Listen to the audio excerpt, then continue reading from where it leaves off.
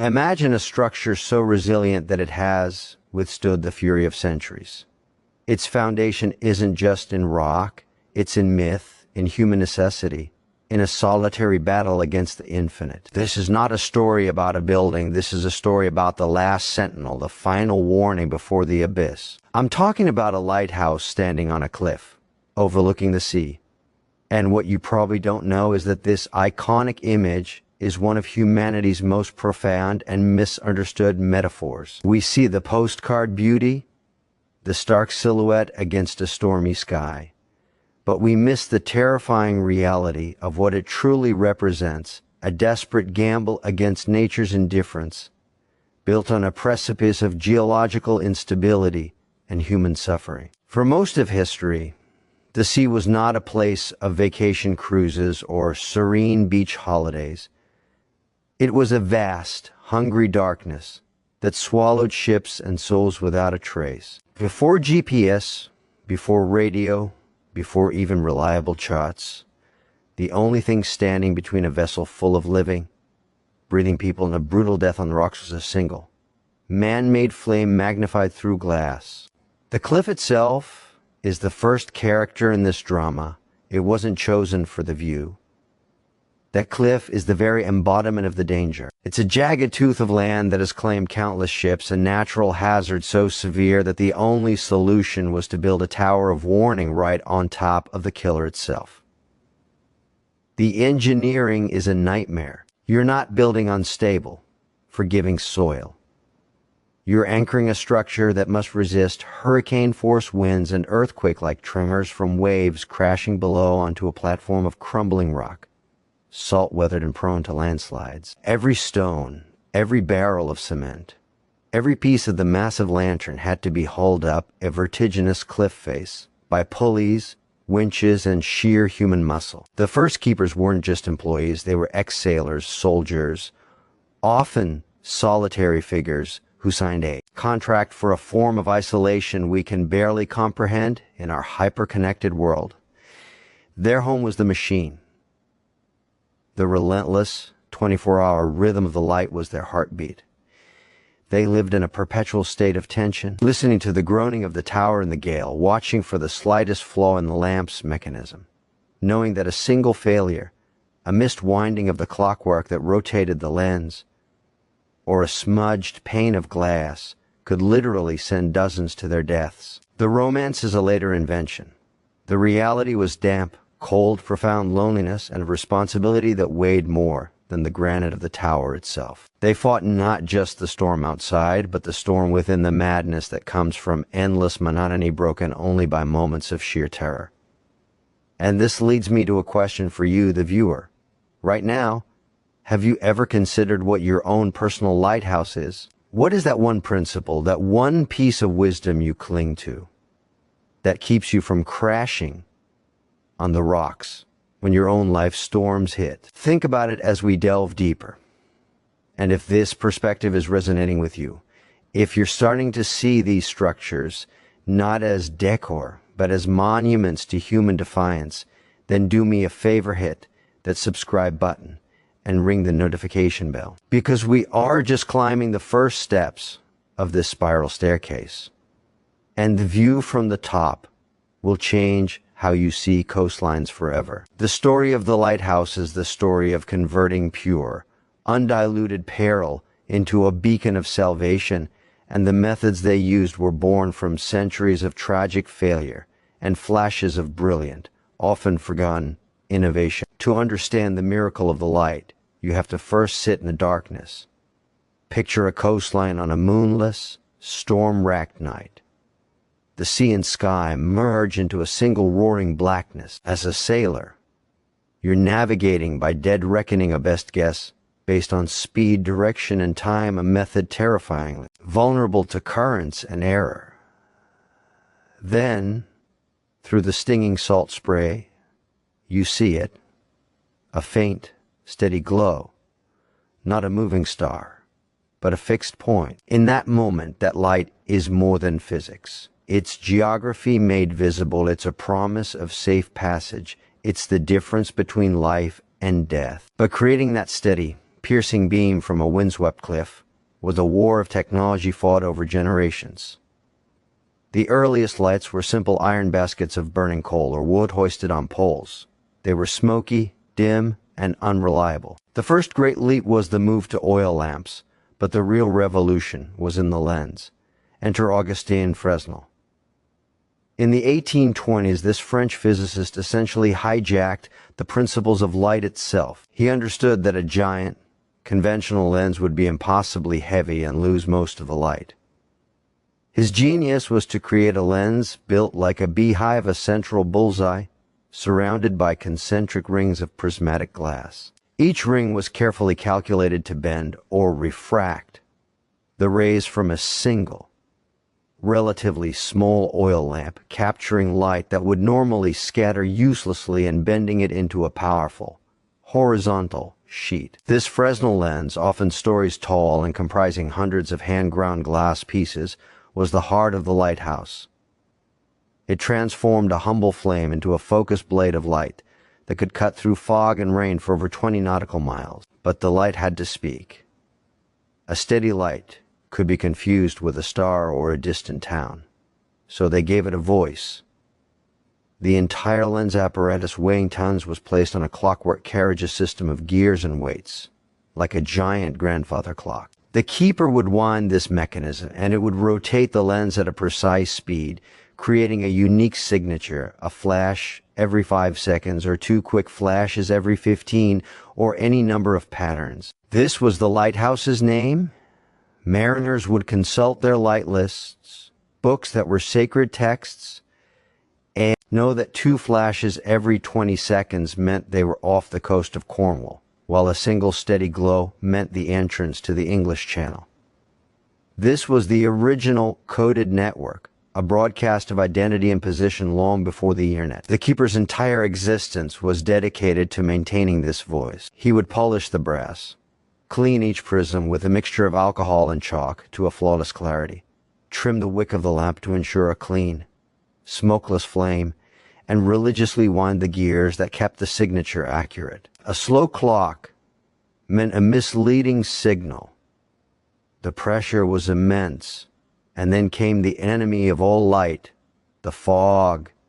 In a thick, swallowing fog, the most powerful beam in the world is useless. So they invented sound, the fog signal. First cannons fired at intervals. Then giant steam-powered horns that produced a deep, mournful bellow that could vibrate through a sailor's bones before it reached his ears.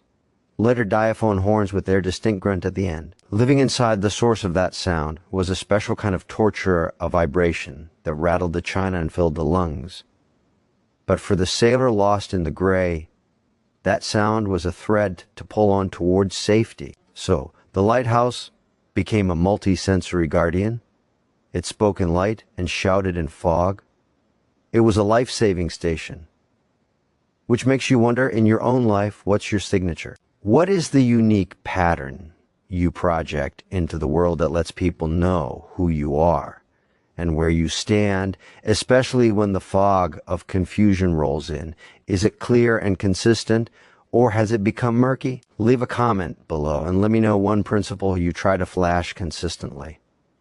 And if you're fascinated by these unsung technological marvels, share this video with a friend who loves history or engineering. Let's build a community of modern-day keepers, preserving these incredible stories. We've built the tower and lit the lamp, but now we must confront the true cost, the human soul and the machine, the keepers. We've romanticized them as bearded, solitary philosophers, but the psychological reality was often starkly different. These were not volunteers for solitude.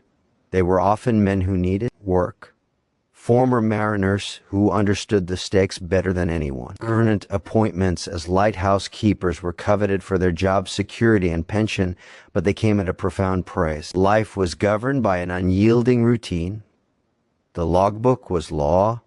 Entries were made hourly, light burning brightly. Wind, strong gale, seas over the rail. Every ounce of oil consumed, every winding of the clockwork, every polish of the lens was meticulously recorded. In some stations, the keepers worked in shifts, But on a small rock tower or a remote cliff, you might have a crew of just 2 or 3, trapped together for months.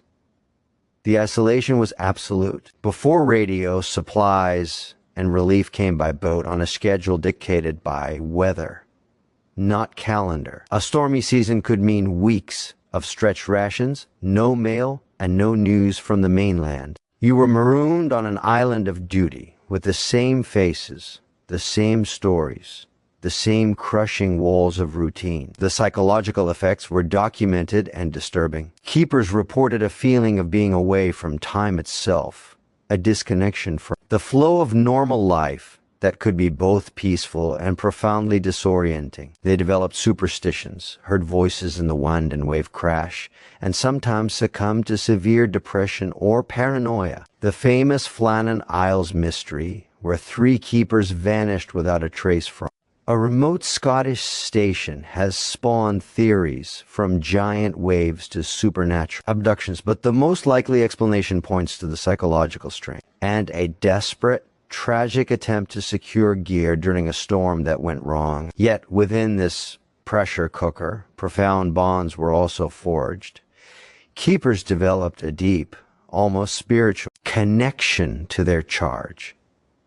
The light was not just a job, it was a living entity they nurtured. In stories from keepers' journals, you find a raw reverence for the moment they lit the lamp at dusk, a sense of sending a part of themselves out across the waves to guide the unseen sailor. They spoke of the tower's unique sounds, its groan, its hum, the click of the gear as its language.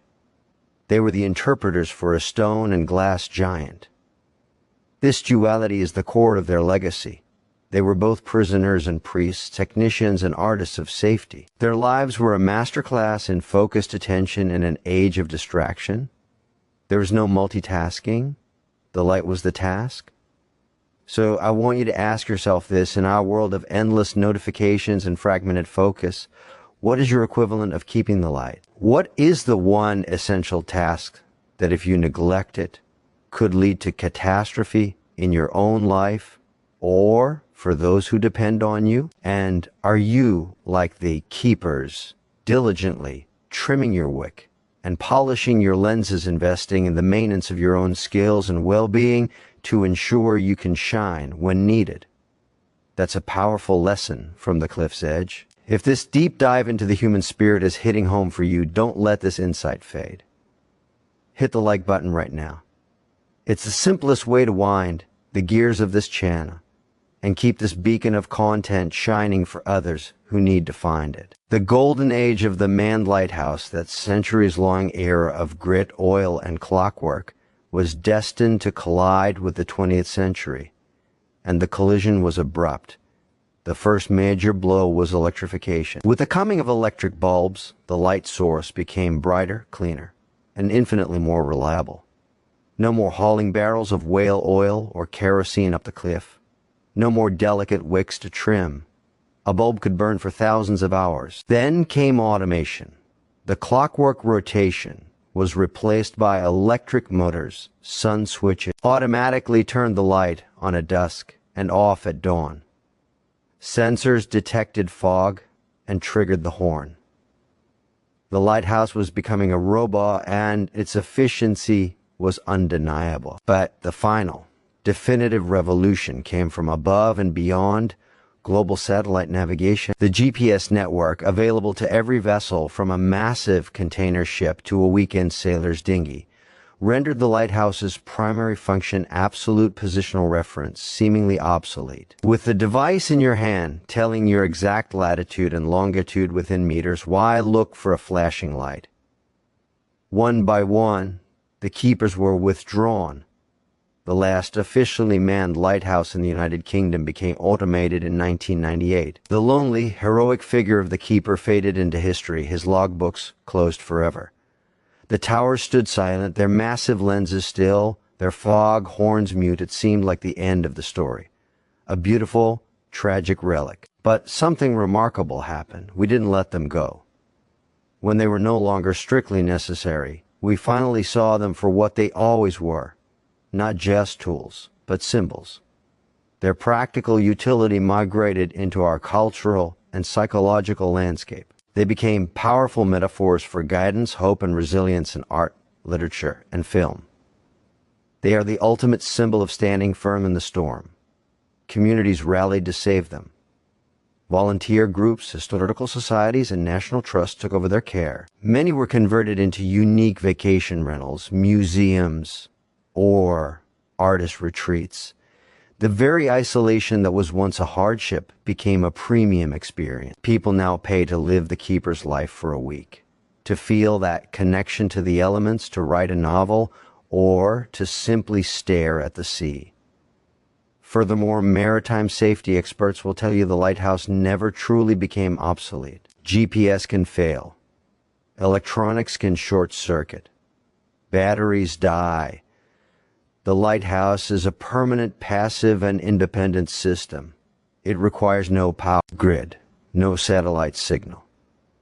It is a piece of the landscape that says, I am here, and here are the rocks. It is the original backup system, and in an over-reliance on fragile technology, its steadfast presence is a comfort. It reminds us that redundancy is safety. So, the lighthouse evolved from a vital necessity to a cherished symbol and a fail-safe guardian. Its light now shines in two ways: a practical, physical beam for the prudent mariner, and a cultural beam for the human soul seeking meaning. This evolution asks us a critical question: what in your own life have you automated or outsourced to technology that might need a manual human backup? What core skill or wisdom are you in danger of losing because an app does it for you? The lighthouse teaches us that progress shouldn't mean obliterating the old, but rather building upon it, preserving its wisdom for the day the new systems fail. If you believe in preserving these kinds of legacy wisdom in history, in technology, in personal life, then let's amplify this message. Share this video on your social media right now with your own thoughts on what our modern lighthouses should be. So we stand here at the end of our exploration, looking at the lighthouse on the cliff, not as a simple tower, but as a dense, layered artifact of human civilization. It is geology, embodying the very danger it guards against. It is physics, bending light and sound into tools of salvation. It is psychology, testing the limits of the human mind in isolation. It is history, marking our transition from manual courage to automated precision. And it is philosophy, a three-dimensional poem about guidance, warning, and unwavering presence. Its light is a continuous line connecting our fearful, seafaring past to our technological, arrogant present, reminding us that some truths are perennial. The sea is still vast and powerful. Storms still rage. We still get lost, both on charts and in our lives. The metaphor is inexhaustible. In your life, you will be, at different times, all the characters in this drama. You will be the sailor, blind in the storm, desperately searching for a fixed point to steer by. You will be the keeper, bearing the lonely responsibility of maintaining a light for others, even when you feel isolated on your own cliff. And you will be the architect, tasked with building something enduring and true on a foundation that might feel unstable. The lighthouse teaches that guidance is not about removing the rocks, but about illuminating them so clearly that a path becomes possible. It teaches that a singular focus, maintained against all distraction, is a superpower. It teaches that automation and progress are wonderful servants but dangerous masters, and that we must keep the old lamps polished, just in case. Most of all, it teaches that standing firm on your own cliff, holding to your principles, your values, your truth is the most powerful service you can offer a storm-tossed world. Your light doesn't have to be the brightest, it just has to be the most reliable. It has to flash its unique signature with unwavering consistency, so that anyone looking for it knows exactly where to find it, and in finding it, can find their way. So, as this video ends, I have one final crucial call to action for you. And it's the most important one of all. This isn't about subscribing or liking, though if you haven't, please do, because it helps this channel act as a beacon for more people. My final call to action is this: identify your cliff and light your lamp. Take 5 minutes today, just 5 minutes in silence. Ask yourself, what are the non-negotiable rocks in my life, the values, the people, the truths I must never compromise? That's your cliff. Now ask, what is my unique gift, my knowledge, my perspective that can serve as a light to help others or even my future self navigate and avoid those rocks? That's your lamp. And then make a commitment, however small, to polish that lens. Read a book. Practice a skill. Reach out to someone who might be lost in your area of expertise. Your lighthouse doesn't need to be made of stone and glass. It can be built from integrity, from knowledge, from compassion, from art. So go on. The world has enough storms. What it needs are more builders, more keepers, more steady, unwavering lights. Be one.